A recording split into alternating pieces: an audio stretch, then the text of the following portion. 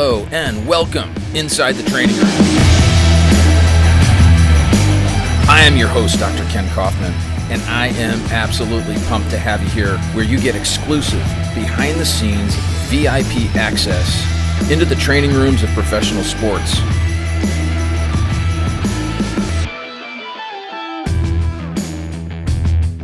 Thanks for tuning in for the final episode of Jim Johnson Inside the Training Room.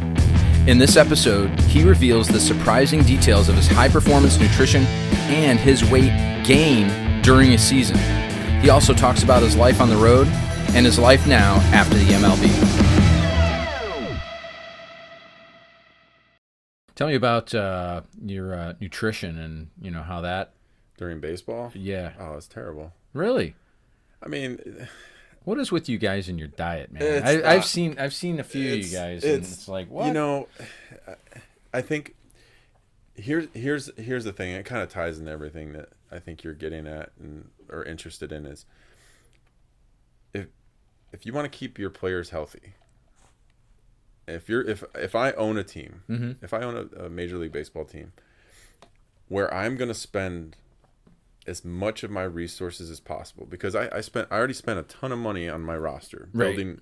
I have millions and millions of dollars invested in these guys on the field, and I don't want them to be off the field, especially my big time players. Right. What are the two things that are going to really make a difference in their performance? And it's going to be nutrition and sleep. Yeah. Those are the two keys. If you could figure out how to get guys a lot more sleep without all the nonsense travel. Yeah. I mean, everybody has to deal with it. But and the nutrition. The hard part for me was during the season, being that I pitched towards the end of the game. Mm-hmm. So games start at 7:00. Yeah. Okay.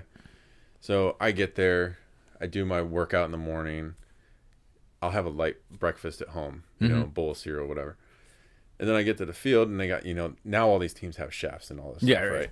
And my first year, I remember it was literally the clubhouse manager. It was his son with a George Foreman grill. that was the chef. And Nice. so, things have changed now. Yeah. Now they have literally full kitchens. Kitchens. built Oh, into yeah. this- yeah. And it's kind of there, and there's so much downtime, and it's like, where do you? After I've already done all my work, I can't watch more video. Yeah. I'm not going to sit on my phone. Yeah. And so it's just like it's just like you're subconsciously, sometimes you find yourself eating and you're like, why am I doing this? Yeah. Right. But the problem was for me is by pitching late in the game, after I pitch in a game, I'm not hungry. Mm-hmm. I'm not hungry. Right. Right. So now, all right, so game's over. I'm not hungry. I pitched. It's now, let's say 10:30. Saying it's a somewhat quick game, right? Yeah. Yeah. 10:30. I don't get hungry until 11:30. Uh huh. So now I'm eating a heavy meal. Yeah. Right. At 11:30. Uh huh. I mean, throughout the course of the season, I kind of figured it out. I said on an average, I would gain like 2 to 3 pounds a month. Oh, really? Yeah, from the beginning of the season to the end. Uh huh. And it wasn't like it. I would still work out the same, and it was just a combination of the travel, Right. and the timing of eating. Yeah. And I mean, sure, there's probably stress involved in that too. But as soon as I'd come home, I'd lose 10 pounds in a month. Funny. Yeah. Yeah. Like nothing. Yeah. And like Because you weren't eating those late night meals, almost every night. And so now it's funny is now I hated running. Now I run. Oh, really? Yeah. Yeah. I mean, I don't know why, but I do. Try not to get. Who are you running away from? Not running away. No. Yeah. But I try to work out, try to keep it in shape. Yeah. Yeah. Just because I don't, and I feel, I've lost weight. Uh huh. It's easy to keep weight off. I can lose more weight if I wanted to. Right. But it's a lot easier when I have this kind of schedule where I can dictate. Whereas baseball, it's just your schedule is all over the place. Yeah. You're changing time zones. I mean, there's times where, if you think about it, I mean, all right, you play an afternoon. Let's say you play a morning game on the East Coast. All right, let's say it's Sunday getaway game. Yeah. Now you got to fly to the West Coast. Right. Yeah. So all right, we're playing in Baltimore. 1:00 Sunday game. We're gonna fly to Seattle. You got a Monday night game. Yeah. So what's going to happen? Yeah. You're going to get to the field early because Yeah. it's a day game. You're going to eat breakfast, Uh-huh. right? Game's over. You're going to have something maybe after the game. Now you got a 3.5, 4 hour, however long flight. Yeah, it's 4.5 right? hours, 5 hours maybe. I don't Probably know. not drinking any alcohol on that flight, right? Yeah, right. Okay. So then you're going to fly across the country. Uh-huh. You're going to probably have something to eat on the plane. Right. And then you're going to land. Right. And now you're landing, but it's still like not late in Yeah. Seattle. Right. So what are you guys going to do? Yeah. You're going to get together. You're going to go out to dinner with your guys. Yeah, right. I mean, that's so much nonsense to do to Yeah. your body. And then okay, now go play a game tomorrow. That's why young kids play this game. I mean, high metabolism young kids. Yeah. So, Yeah, exactly. I mean, it was just, I mean, it was harder for me. I mean, it's just so much, and then being in the bullpen, you get so many, you're infrequent. It's like Right. you might pitch a lot and then not Right. pitch for a series. Yeah. Like I can go to Seattle and basically just eat the whole time I'm there and not do Yeah, right. anything, So Yeah. it's that was the toughest part. Now they bring in all these, nutritionalists and specialists, and it wasn't like I was like fat and out of shape. Yeah. It was just like I could feel a difference. Sure. I mean, and I understand like a little bit about nutrition and eating and when to eat, what to eat, but Yeah. it's harder to put it in practice when you're playing. Well, yeah, when constantly you and when you bouncing don't all have over. any Yeah. like set schedule where every day you're going to eat this and every Yeah. time, Yeah, but that type of thing. But the sleep part too, and that plays a huge factor. Sure. I mean, sleeping, and I don't like sleeping in, Mm-hmm. Yeah, right. and so I always had a habit of trying to get up wherever we were. I always try to have a habit of getting up, getting out of the hotel, Yeah. walking around wherever we were, go grab breakfast, come back to the hotel, Yeah. find something to do, Mm-hmm. And then go to the field, Mm-hmm. But now I don't really miss all that. Yeah, well, I bet. Yeah, all the I mean, travel, if it was just showing up and playing a game, yeah. Yeah, right. Right. Well, so now this is a perfect transition as to what's going on now. I mean, you got 3 kids. Yeah. Yeah. How old Yeah. are they? 10, 7, and 4. Yeah. Now Levi's 7, right? Yeah, my son is the middle. Yeah. My girls are on the outside. Nice. Inside. Yeah. So, and they're involved in all kinds of activities. So. Yeah. Yeah. So I'd have to look at my calendar, but we have karate, softball Uh-huh. is my oldest daughter. She's 10. She's in softball now. This is her first year ever playing softball. She never played softball. She played basketball in the fall, and she's been doing karate since she was like 5. Mm-hmm. So she's a junior black belt in karate. Wow. She enjoys that. And then in school, she's been doing a lot of this like science like stuff. They call it TSA. I don't even know what it stands for, but it's like STEM stuff. Yeah, yeah. And so she just went to a state competition Oh, wow. last weekend, like a robotics thing. Mm-hmm. Oh, that's fun. Yeah, it was crazy. I Yeah. didn't know she's good at it. So. Yay. I was like, good. Go, I was, girl, go. I was like, how are you good at robots? Engineering, but you're terrible baby. at math? Engineering. Yeah. Don't tell her I said that. Yeah. Just messing with her. Yeah, yeah. But yeah. So she's got a lot on her, and her she's and that's a good thing. Like we want to expose our kids to a bunch of different things. Absolutely. Let them figure out what they like. Yeah. And then my son, he's 7.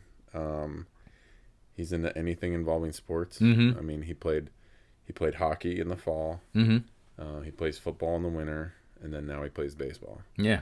And then, in the summer and then my youngest, she's starting she's been swimming, Mm-hmm. but now we have a lake house up in North Carolina, and Where in North Carolina? it's called Lake Chattooga. It's on the border of North Carolina and Georgia. Oh, okay. So it's the very western part of North Carolina in North Georgia. Yeah, yeah. But anyway, Beautiful up there. Oh, it's great. Yeah. And so We're looking at Hendersonville. Hendersonville is farther, Just south of Asheville. Yeah, Yeah, it's farther east, but of it's us. still off the Blue Ridge Parkway. So Yeah. But yeah, so being on the water a lot, we want her to become a better swimmer. So she's got swim lesson tonight, actually. So Yeah, we're busy. Yeah, We're busy. Yeah. Anytime you got well, I have two kids, and so I remember those days. It's just what carting them around and trying to get them to practice and keep them interested.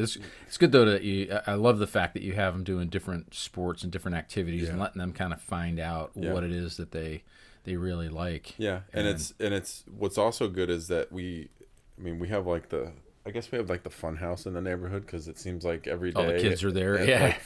Like you can set a clock to it, like 4:00, like our doorbell's ringing. Yeah. Every day. Yeah.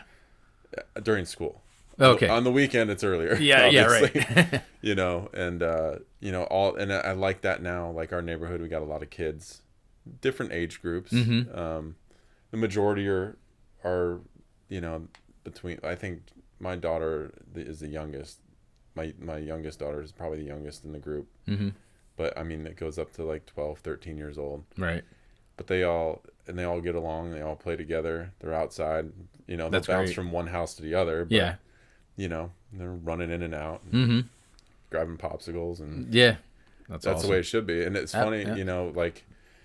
have them outside off a screen. Yeah. I mean, so this last weekend, I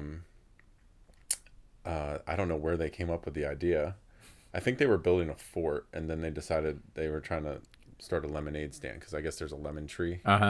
So they put up like a lemonade stand. Okay. They were trying to sell lemonade at the corner of like a couple streets in our neighborhood. And then like the kids are like running up and down houses and they're like grabbing stuff like to sell. And so they like little entrepreneurs. Yeah, so they're out on the corner like selling like lemonade and like little snacks, and like my daughter makes like these like little bracelet things. She's trying to sell those. Oh, awesome. So all the kids are like getting together, like putting out like a flea market or something, you know? And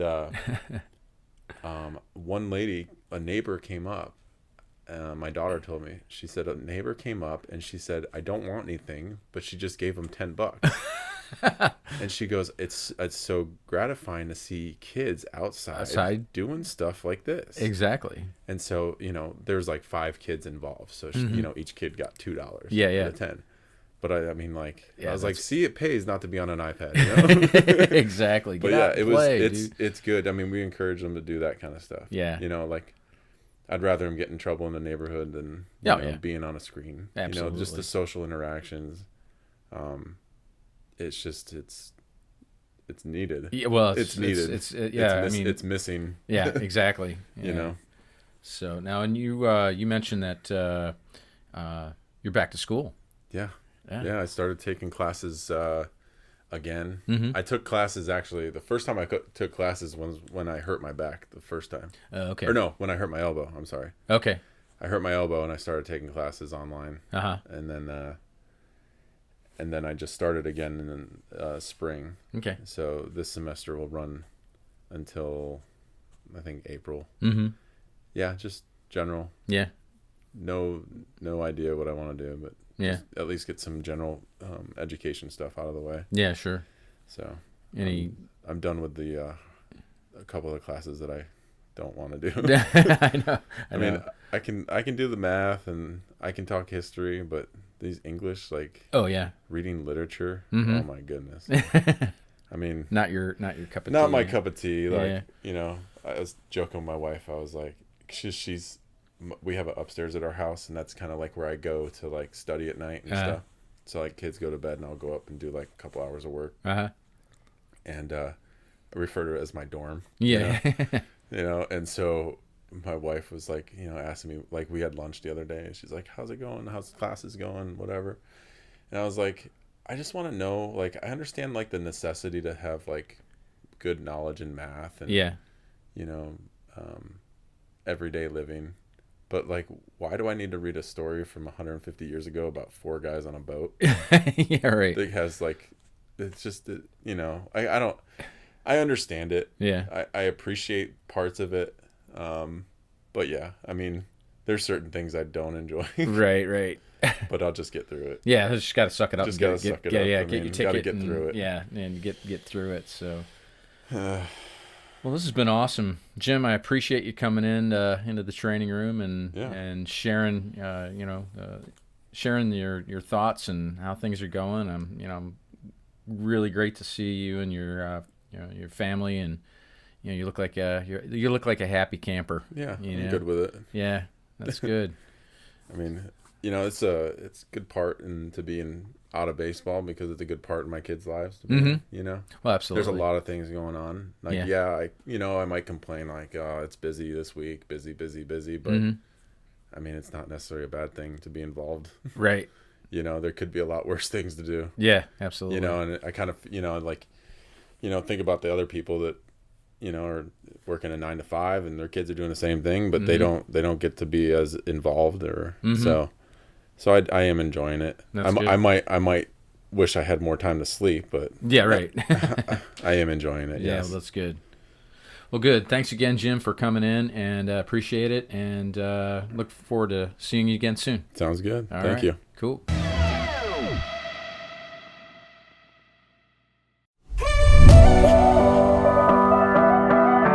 Thanks for tuning in to this final episode of Inside the Training Room with Jim Johnson. Make sure to check out our other episodes. We'll be seeing you again soon.